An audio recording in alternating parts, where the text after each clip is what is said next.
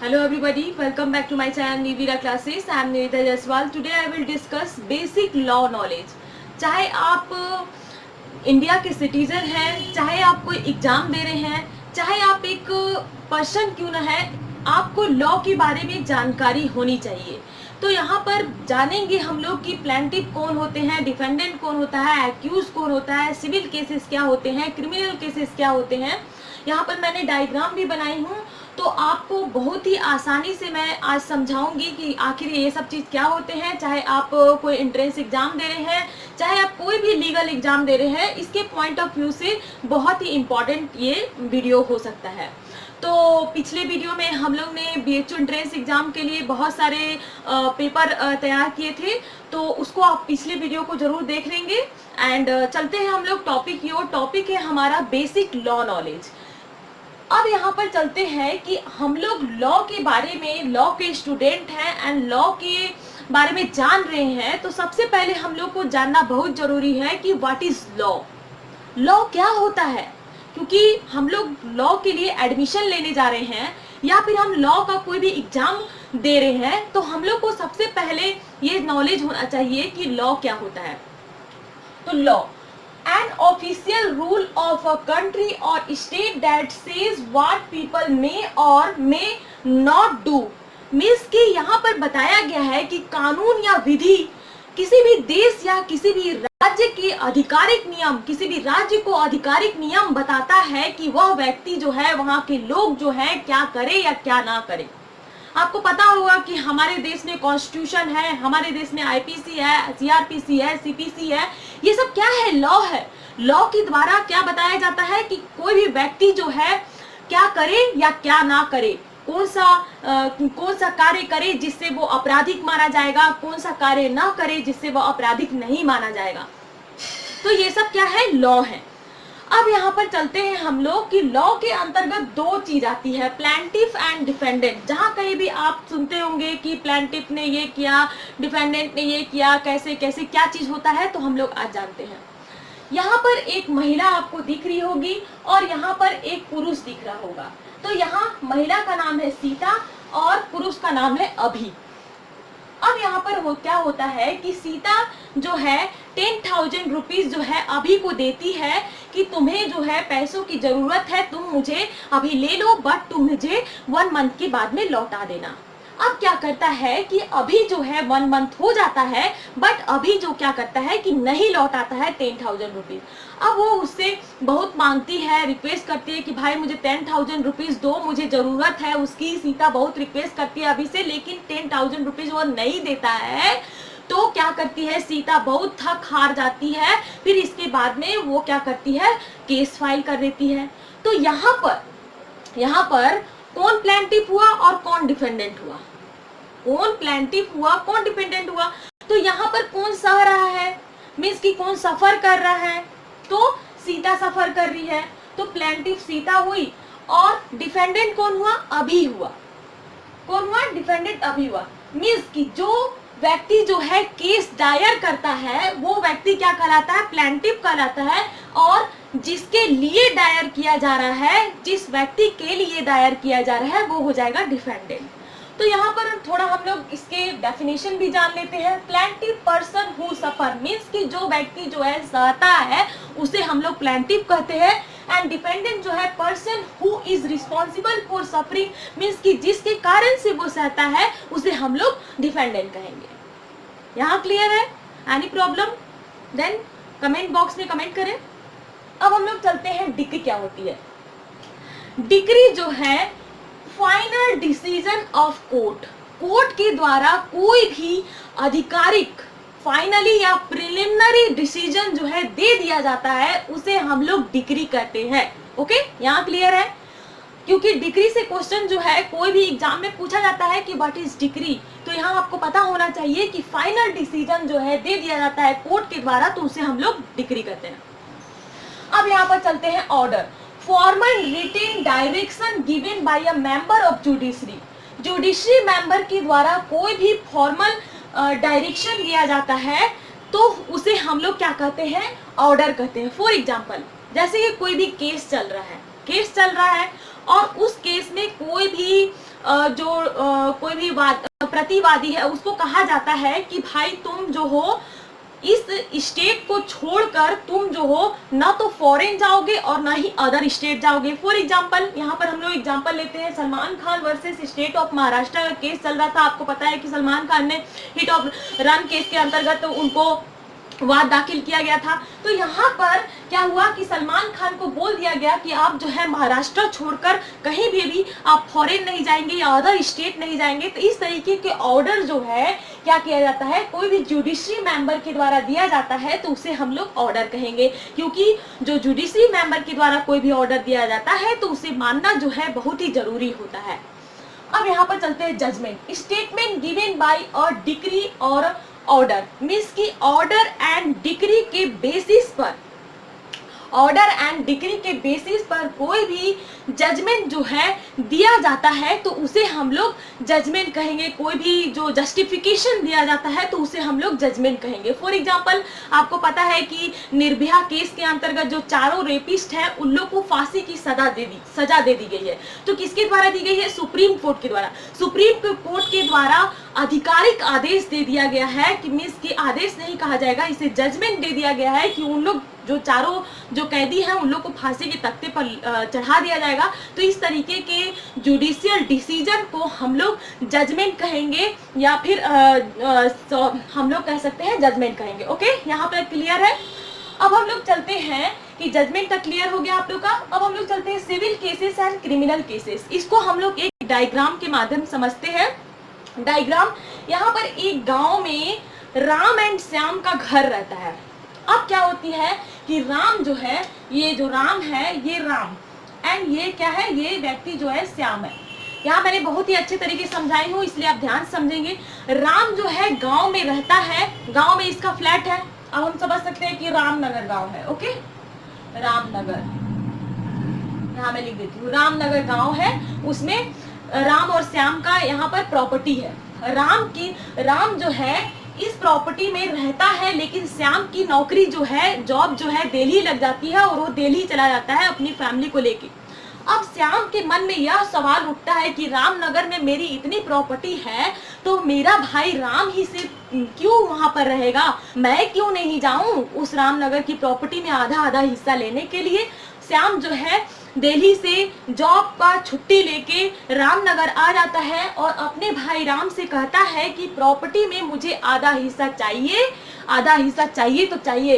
इसके अंतर्गत फील्ड है, आपके फील्ड में बहुत सारे पेड़ लगे हुए हैं, इतना बड़ा घर है, तो मुझे उसमें आधा आधा प्रॉपर्टी चाहिए, राम से कहता है। राम और श्याम के बीच में इतनी झड़प हो जाती है कि वह मामला जो है कोर्ट तक चला जाता है। अब यहाँ पर कोर्ट तक मामला चला गया तो इस प्रॉपर्टी से रिलेटेड जो वाद होती है, इस प्रॉपर्टी से रिलेटेड जो केस होता है, उसको कहाँ सुलझाया जाता है? सिविल कोर्ट में सुलझाया जाता है। ओके, यहाँ क्लियर है, सिविल कोर्ट में सुलझाया जाता है। अब यहाँ पर बात करते हैं कि अब यहाँ पर प्लांटिफ कौन हुआ, डिफेंडेंट कौन हुआ? राम हो जाएगा आपका प्लांटिफ एंड श्याम हो जाएगा आपका डिफेंडेंट। ओके, अब यहाँ पर बात करते हैं कि सिविल केसेस के अंतर्गत आपको टॉर्ट आते हैं एंड कॉन्ट्रैक्ट आता है, एंड इसके जो सिविल केसेस हैं उसको सिविल कोर्ट में सुलझाया जाता है या फिर उसकी जो सुनवाई होती है सिविल कोर्ट में होती है। यहाँ तक क्लियर है। अब हम लोग चलते हैं क्रिमिनल केसेस की तरफ। क्रिमिनल केसेस जैसे कि फॉर एग्जाम्पल यहाँ पर राम और श्याम के प्रॉपर्टी रिलेटेड वाद के अंतर्गत क्या होता है कि झड़प जो है इतनी बढ़ जाती है कि श्याम कहता है कि श्याम जो है गुस्से में गन लेके आता है और राम को शूट कर देता है। राम जो यहाँ खड़ा रहता है अपने दरवाजे के पास और उसको शूट कर देता है श्याम ने क्या किया, एक शूट कर दिया और जिसके चलते राम की मृत्यु हो जाती है। वहीं पे दरवाजे पे खड़े मेन डोर के पास खड़ा रहता है, वहीं के वहीं वो फ्लैट हो जाता है, गिर जाता है और उसकी मृत्यु हो जाती है। तो यहाँ पर श्याम, यहाँ पर ध्यान दीजिएगा आप लोग, सिविल केसेस में क्या हुआ कि सिविल केसेस में वादी को प्लांटिफ कहते हैं जो सफर करता है उसे हम लोग प्लेंटिफ कहते हैं, एंड प्रतिवादी को डिफेंडेंट कहते हैं, जो जिसकी वजह से सफर करता है। अब यहाँ पर क्रिमिनल केसेस में बात जो है उल्टी हो जाती है। उल्टा क्यों हो जाता है? क्योंकि आपके मन में यही क्वेश्चन आ रहा होगा कि हर लोगों को तो प्लेंटिफ एंड डिपेंडेंट किया कहा जा सकता है, सिविल केसेस के अंतर्गत भी वही प्लेंटिफ होंगे, वही डिपेंडेंट होंगे, और क्रिमिनल केसेस के अंतर्गत भी प्लेंटिफ एंड डिपेंडेंट कहा जाता है। बट ऐसा नहीं है। क्रिमिनल केसेस के अंतर्गत जो प्लेंटिफ होता है, मीन्स की जो वादी होता है, जो सहता है, उसे हम लोग क्या कहेंगे? प्लेंटिफ होगा, उसे हम लोग प्रोसिक्यूटर कहेंगे। तो प्लेंटिफ को जैसे कि किसी की मृत्यु हो जाती है, तो मीन्स राम की मृत्यु हो गई, तो कहाँ हुई है? रामनगर में। रामनगर कहाँ है? यूपी स्टेट में। तो कोई भी प्लेंटिफ जो रहेगा, मीन्स कि आपका प्रोसिक्यूटर जो रहेगा, उसको कौन हाईलाइट करेगा? State of UP. उसके बदले में कौन केस लड़ेगा? स्टेट ऑफ यूपी जो है केस लड़ेगा। यहाँ पर बताया गया है कि कोई भी प्रोसिक्यूटर के अंतर्गत आपका जैसे कि मृत्यु हो जाती है किसी भी व्यक्ति की, तो उसके अंतर्गत स्टेट केस लड़ता है। ओके, तो यहाँ पर एक्यूज कौन हुआ? श्याम हुआ। तो यहाँ आपने सिविल केसेस के अंतर्गत प्लेंटिफ किसे माना? राम को माना, एंड डिफेंडेंट किसे माना? श्याम को माना। अब यहाँ पर प्रोसिक्यूटर कौन हुआ? प्रोसिक्यूटर के अंतर्गत स्टेट ऑफ यूपी हुआ। ओके, क्योंकि वो किसका केस लड़ रहा है? किसके बिहाफ पर केस लड़ रहा है? राम के बिहाफ पर। जहां पर क्रिमिनल केसेस होता है, यहाँ ध्यान दीजिएगा आप लोग, जहां पर क्रिमिनल केसेस होता है, वहां पर जिस स्टेट में क्रिमिनल केस हुआ है, वो स्टेट जो है उसके बदले में केस को लड़ेगी, उसके बदले में केस फाइल होगा, मीन्स कि उसके बदले में केस लिया जाएगा। अब यहाँ पर डिफेंडेंट कौन हुआ? एक्यूज्ड। श्याम जो है क्या हो जाएगा? एक्यूज्ड हो जाएगा, क्योंकि क्रिमिनल केस मीन्स कि उसी ने गोली चलाया है। तो क्रिमिनल केस के अंतर्गत प्लेंटिफ को प्रोसिक्यूटर कहा जाता है, एंड डिफेंडेंट को एक्यूज कहा जाता है। तो यहाँ पर डिफेंडेंट कौन हुआ? जिसने गोली चलाई थी। तो किसने गोली चलाया? श्याम ने गोली चलाया। तो श्याम क्या हो जाएगा? एक्यूज हो जाएगा, अभियुक्त हो जाएगा। एंड जो हमारा राम जो है मर गया है, तो राम कहाँ का निवासी है? रामनगर का निवासी है। तो रामनगर कहाँ पड़ता है? यूपी में पड़ता है। तो राम का यहाँ पे नाम जो है यहाँ पे नहीं लिखा जाएगा। किसका नाम लिखा जाएगा? उसको रिप्रेजेंट जो है, राम को रिप्रेजेंट कौन करेगा? स्टेट ऑफ यूपी करेगा। तो स्टेट ऑफ यूपी कौन हुआ? प्रोसिक्यूटर हुआ, मीन्स की वादी हुआ, और प्रतिवादी जो है एक्यूज मीन्स श्याम हो जाता है। तो यहाँ आपने criminal cases and civil cases के अंतर्गत आपने समझा। सिविल केसेस का मामला जो है कंपनसेशन से सुलझाया जा सकता है, आपको कंपनसेशन देके मामले को सुलझाया जा सकता है, लेकिन क्रिमिनल केसेस में कंपनसेशन प्लस जेल का भी प्रावधान किया गया है, मीन्स सजा भी दिया जाएगा। ओके, अब यहाँ पर चलते हैं मैंसरिया। मैंसरिया जब मैं लीगल मैगजीन्स पढ़ा रही थी तो उसने बताई थी कि मैंसरिया क्या होती है। तो यहाँ पर मैंसरिया मीन्स होता है अ गिल्टी माइंड, मीन्स की क्रिमिनल ऑफेंस करने के लिए एक्ट प्लस मैंसरिया मीन्स की कार्य प्लस इंटेंशन होना बहुत जरूरी है। तो यहाँ पर श्याम ने राम को गोली चलाया, तो क्या उसका इंटेंशन था? उसने क्या किया कि बहुत ही गुस्से में आकर उसने राम का कत्ल किया था। तो उसने क्या किया? एक्ट तो किया ही, बट मैंसरिया तो ऐसा नहीं होगा, इंटेंशन तो नहीं होगा। तो यहाँ पर क्रिमिनल ऑफेंस होने के लिए एक्ट प्लस मैंसरिया होना जरूरी है। तो यहाँ पर उसने क्या किया? इंटेंशन विदाउट इंटेंशनली या इंटेंशनली भी कह सकते हैं, act plus mens rea equal to criminal offence, means कि श्याम के द्वारा क्या किया गया? वर्क किया गया, एंड इंटेंशन के द्वारा गोली चलाया गया। तो यह क्या हो जाएगा? क्रिमिनल ऑफेंस हो जाएगा, मैंसरिया हो जाएगा। ओके, अब यहाँ पर चलते हैं सूट क्या होता है?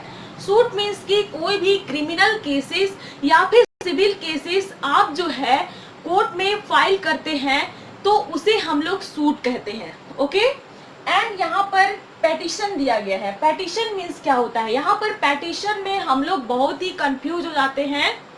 हम लोग समझते हैं कि रीट पेटिशन को ही पेटिशन कहा जाता है, बट पेटिशन जो है इसमें दूसरी चीज कही जाती है। पेटिशन मीन्स होती है याचिका।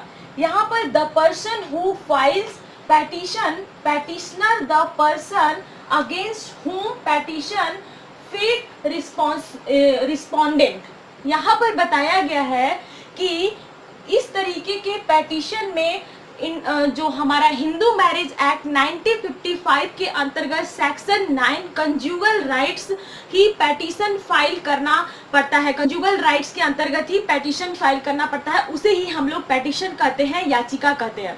अब यहाँ पर तो रीट पेटिशन क्या हो जाता है मैम, आपके मन में यही सवाल हो रहा होगा कि रीट पेटिशन क्या होता है, उसे भी तो हम लोग पेटिशन बोलते हैं, बट उसका नाम कुछ डिफरेंट है, उसको हम लोग आगे डिस्कशन करेंगे। तो पेटिशन क्या होगा, जो हिंदू मैरिज एक्ट 1955 के सेक्शन 9 कंजुगल राइट्स के अंतर्गत जो पेटिशन फाइल किया जाता है, याचिका फाइल किया जाता है, उसे हम लोग पेटिशन कहते हैं, याचिका कहते हैं। एंड प्रोसिक्यूशन क्या होता है, प्रोसिक्यूशन मीन्स होती है अभियोग। जैसे कि कोई भी केसेस जो है चल रहा है उसे हम लोग प्रोसिक्यूशन कहेंगे, क्रिमिनल केस हो या फिर सिविल केसेस हो, तो इस तरीके के केस जो है चलते हैं उसे हम लोग प्रोसिक्यूशन कहते हैं। एंड पेटिशनर, यहाँ पर हम लोग ने पेटिशन के बारे में जाना कि याचिका मीन्स पेटिशन होता है, एंड पेटिशनर क्या होता है, पेटिशनर मीन्स भी याचिका होती है, बट यहाँ पर पेटिशनर मीन्स की जैसे कि कोई भी व्यक्ति के द्वारा क्या किया जा रहा है कि लीगल राइट्स या फंडामेंटल राइट्स का वायलेशन हो रहा है, तो वो व्यक्ति क्या करता है कि पेटिशन फाइल करता है। तो पेटिशन जो फाइल करता है उसे हम लोग क्या कहेंगे, पेटिशनर कहेंगे। फॉर एग्जाम्पल आपको पता है कि सुप्रीम कोर्ट के अंतर्गत आर्टिकल 32, सुप्रीम कोर्ट यहाँ मैं लिख देती हूँ, सुप्रीम कोर्ट के अंतर्गत आर्टिकल 32 एंड हाई कोर्ट के अंतर्गत आर्टिकल 226 एंड आपका पीआईएल दायर करना ही जैसे कि उसे हम लोग पेटिशनर कह सकते हैं, या फिर आप कह सकते हैं कि fundamental rights and legal rights का उल्लंघन होता है, तो उस तरीके की याचिका को हम लोग, जो व्यक्ति के द्वारा याचिका दाखिल की जाती है उसे हम लोग पेटिशनर कहते हैं। और पेटिशन जो वही होता है जो हिंदू मैरिज एक्ट 1955 के अंतर्गत जो पेटिशन दायर किया जाता है उसे हम लोग पेटिशन कहते हैं। आगे हम लोग डिस्कशन करेंगे कि अपील क्या होती है, एंड लीगल लॉ नॉलेज के अंतर्गत कुछ बेसिक जो है यहाँ पर कुछ पॉइंट दिए हुए हैं, उसको भी हम लोग डिस्कशन कर लेते हैं। एप्लीकेंट, यहाँ पर सिविल केसेस हो या क्रिमिनल केसेस हो, इसके अंतर्गत जो व्यक्ति जो है एप्लीकेशन फाइल करता है उसे हम लोग एप्लीकेंट कहते हैं। किस तरीके का एप्लीकेशन फाइल करना हुआ, जैसे कि आप पेरोल के लिए किसी भी कैदी को जो बाहर लाना चाहते हैं, जैसे किसी की बर्थडे हो गया या फिर शादी हो गया या फिर कुछ ऐसी परिस्थिति है कि उसे पेरोल पर बाहर आना है, तो इस तरीके के एप्लीकेशन अगर आप फाइल करते हैं, या फिर बेल के लिए एप्लीकेशन फाइल करना है, तो आप क्या कहलाएंगे, एप्लीकेंट कहलाएंगे। जिसने एप्लीकेशन फाइल किया है उसे हम लोग एप्लीकेंट कहते हैं। अब यहाँ पर एप्लीकेशन क्या होता है, एप्लीकेशन वही जो क्रिमिनल केसेस या सिविल केसेस के अंतर्गत एप्लीकेशन फाइल किया जाता है बेल या पेरोल के लिए, तो उसे हम लोग एप्लीकेशन कहते हैं। एंड अपील क्या होती है, अपील जो है क्या होती है कि अपील जो है पुनर्विचार के लिए प्रार्थना करना। जैसे कि आप जो है हाई कोर्ट से आपका मामला जो है हाई कोर्ट में था, ओके, तो यूपी हाई कोर्ट में आपका मामला चल रहा है, इलाहाबाद हाई कोर्ट में। अब आप क्या है कि इलाहाबाद हाई कोर्ट के द्वारा आपको जजमेंट दे दिया गया है कि हाँ आपको जो है आजीवन कारावास की सजा सुनाई जाती है। तो अब आप क्या करेंगे, सुप्रीम कोर्ट में जाएंगे, सुप्रीम कोर्ट में अपील करेंगे, तो आपको जो है सुप्रीम कोर्ट में अपील करना ही आपका अपील कहलाता है। जैसे कोई भी कार्रवाई हो गई, सिविल केसेस हो गए या क्रिमिनल केसेस हो गए, इसके अंतर्गत जो हाई कोर्ट के द्वारा जो जजमेंट दे दिया जाता है उसके अंतर्गत आप जो है ऊपरी हायर कोर्ट में अपील करते हैं, तो उसे हम लोग अपील कहते हैं, ओके। अब यहाँ पर चलते हैं, अपीलांट क्या होता है। अपीलांट मीन्स होती है अपील करने वाला। जैसे कि appeal in higher court civil और criminal cases, a person who applies to a higher court for a reversal of the decision of a lower court. जैसे कि कोई भी लोअर कोर्ट से क्या करता है, हाई कोर्ट में जाता है, हाई कोर्ट में अपील करता है, हाई कोर्ट से फिर सुप्रीम कोर्ट में अपील करता है। जो व्यक्ति जो है अपील करता है उसे ही हम लोग अपीलेंट कहते हैं। ओके, अब यहाँ पर जो सिविल केसेस होती है वो सिविल कोर्ट में चलाई जाती है, जिसे हम लोग दीवानी कोर्ट भी कह सकते हैं या फिर जिला न्यायालय कह सकते हैं। अब यहाँ पर जो क्रिमिनल केसेस हैं उसे फौजेदारी न्यायालय मीन्स सेशन कोर्ट में चलाया जाता है, जिसे हम सत्र न्यायालय भी कहते हैं। तो ये जो क्वेश्चन है ये बहुत ही इंपॉर्टेंट है कि सिविल केसेस सिविल कोर्ट में चलाए जाते हैं and criminal cases session court में चलाए जाते हैं। एंड आर्टिकल एंड सेक्शन क्या होता है? आर्टिकल आपको पता है कॉन्स्टिट्यूशन के अंतर्गत जो पार्ट किए हुए रहते हैं, मीन्स कि आर्टिकल दिया हुआ रहता है कि जो इतने आर्टिकल में ये चीज़ है, इतने आर्टिकल में ये चीज़ है, तो कॉन्स्टिट्यूशन के अंतर्गत आर्टिकल आता है। एंड सेक्शन जो है कोई भी एक्ट के अंतर्गत सेक्शन विषयों को क्या करता है कि विषयों को अलग अलग करने के लिए, सब्जेक्ट को अलग अलग करने के लिए सेक्शन को यूज किया जाता है। एक्ट के अंतर्गत कोई भी विषय है उसको अलग अलग करने के लिए सेक्शन का उपयोग किया जाता है और कॉन्स्टिट्यूशन के अंतर्गत आर्टिकल का उपयोग किया जाता है। तो यहाँ हम लोग ने बेसिक लॉ नॉलेज के बारे में हम लोग ने जाना। एंड इसके अंतर्गत और भी क्वेश्चन अगर आपके मन में आते होंगे कि ये चीज़ क्या होता है तो उसको मुझे कमेंट बॉक्स में कमेंट कर सकते हैं। एंड कुछ और चीज़ें हम लोग जान लेते हैं, जैसे कि आपका ये भी क्वेश्चन पूछ सकता है कि आईपीसी कब बना था या फिर सीआरपीसी कब बना था, तो उसको भी हम लोग जान लेते हैं। आईपीसी जो है 1860, Indian contract act 1872, criminal procedure code 1973, civil procedure code आपका 1908, motor vehicle act 1988, Hindu marriage act 1955, Hindu adoption and maintenance act 1956, consumer protection act 1986 and Indian sales of goods act 1930, the Indian partnership act 1932। ये सब law से related act है, इसीलिए आप इसे note कर लेंगे क्योंकि ये क्वेश्चन जो है पूछे जा सकते हैं। एंड आपका इतने सारे जो एक्ट थे उसको हम लोगों ने जान लिया कि कब बना था कब नहीं। एंड नेक्स्ट वीडियो मेरा रहेगा टॉट का। And don't forget to subscribe my channel. Till then bye bye, thank you.